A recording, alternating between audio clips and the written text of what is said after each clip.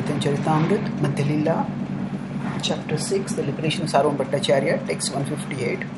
Satchidanandamaya hai Ishwar Swaroop, Tina Amshe Chit Shakti hai Tina Roop.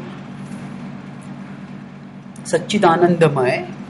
So, Chaitanya Mahaprabhu is now continuing his scripturally based philosophical reasoning to establish the transcendental nature of the personality of the absolute truth. So, Ishvara Swaroop. So, the original form of the Supreme Lord, of the Ishvara, is Satchidanandamaya. It is eternal. It is cognizant. It is blissful. Satchidanandamaya. This is of course stated directly in the Brahma Samhita. Ishvara Parama Krishna Satchidananda Vigraha Anadiradir Govinda Sarvakarana Karanam. So, Ishvara Parama Krishna, who is the supreme controller, that Ishvara, he is Satchidananda Vigraha. He is an eternal blissful form, enlightened. And again, the point of the discussion is being repeatedly emphasized by Lord Chaitanya Mahaprabhu that the Supreme Lord is always transcendental. The Supreme Lord is never contaminated by anything material. Tina Amshe Chit Shakti hai Tina Roop. So Tina Amshe. So it's continuing on that his form is transcendental, and now at Tina Amsha, because there are three components, three ingredients, three portions. Amsha means portions. Chit Shakti hai Tina Roop. So Chit Shakti refers to his spiritual potency. What are the three forms that it takes? So it is said that the correlation between Satchitananda and Sandhini Sambit and Ladini is being described over here. So Ananda Amshe Ladini, Sadamshe Sandhini, Chidamshe Sambit, Yare Jnana Karimani. So Ananda Amshe Ladini.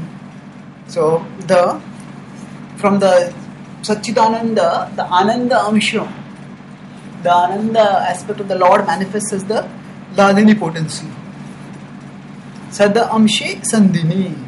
The Sat aspect manifests the eternal manifests, from the Sat aspect manifests the eternal manifestation. That means the feature of everything in the spiritual world, in the being eternal, that manifests. And Chidamshe Samvit. And knowledge, all knowledge manifests from the Supreme Lord. Yare Jnana Karimani. So now the important point is Chaitanya Mahaprabhu is saying Yare, when this knowledge is there, Yare Jnana Karimani, when one understands that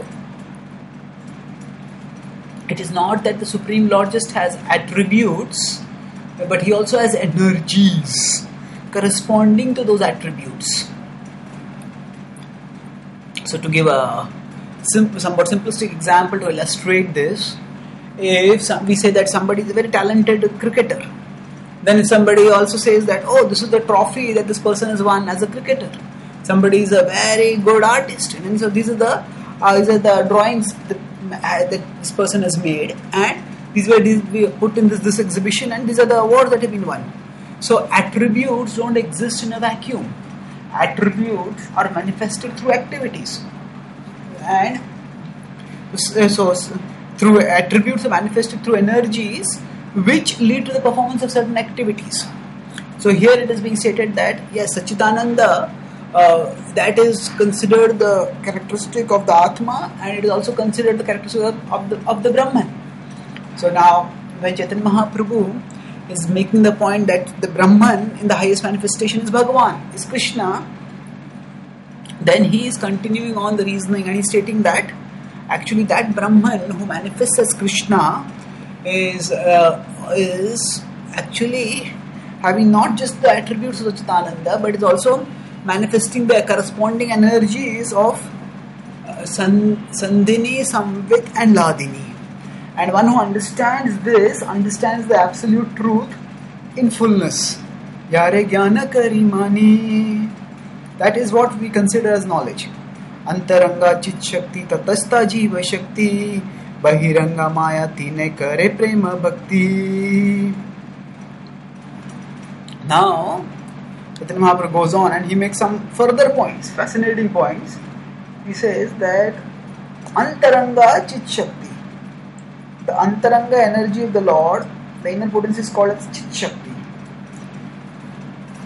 The Tatastha Shakti is the Jiva Shakti. And the Bahiranga Shakti is the Maya Shakti. And interestingly, this is Tine Kare Prema Bhakti. So it is not that only the internal potency is performing devotional service. All the potencies are performing devotional service. That is what they are intended to do. Now the specific way in which they perform devotional service may vary.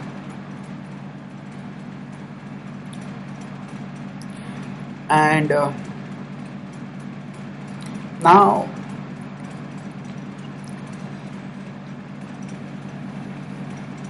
here the important thing to recognize is that we all are ultimately the features. We are ultimately connected to the Supreme Lord. We are, of course, energies.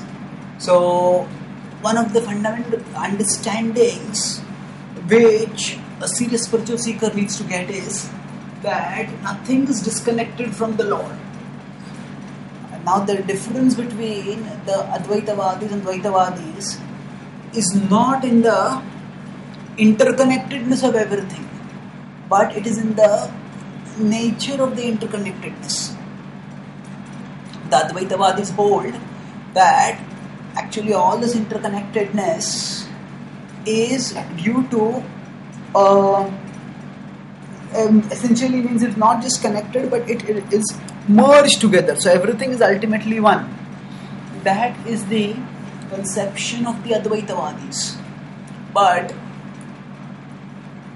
the Vaishnavas, they understand that yes, everything is interconnected and we are meant to be integrated with the absolute truth, but that integration is one of not of existence but of intention. That means our desires become harmonized with the absolute truth, and when our desires become harmonized with the absolute truth, therein we find life's highest satisfaction. Because when we learn to love and serve Krishna, we live in an ecstatic state.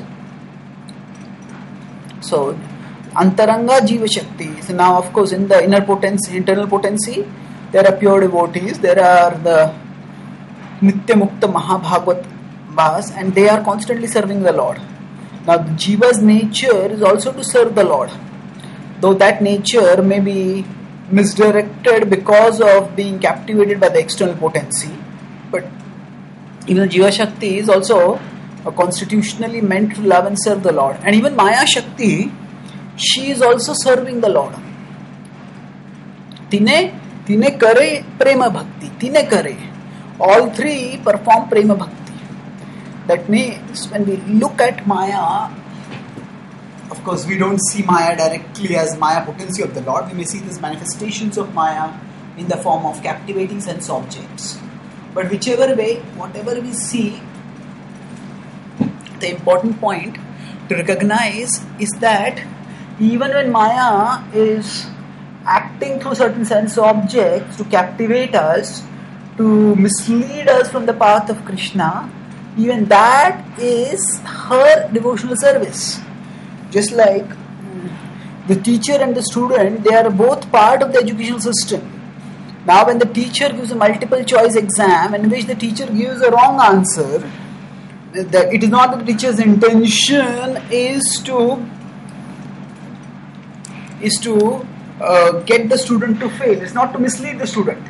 The teacher has, there is within the school itself, the teacher has provided the education, and then within the education system itself there is the provision for education, and then there is subsequently provision for assessment.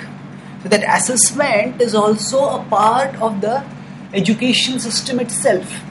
Similarly, the performance of the testing that happens for us through temptations, that is also a part of devotional service itself, in the sense that that is Maya's devotional service for ensuring the spiritual evolution of the souls who learn to make right choices by staying focused in their specific service, in their specific nature as servants of Krishna. So in this way we understand, we don't hate Maya.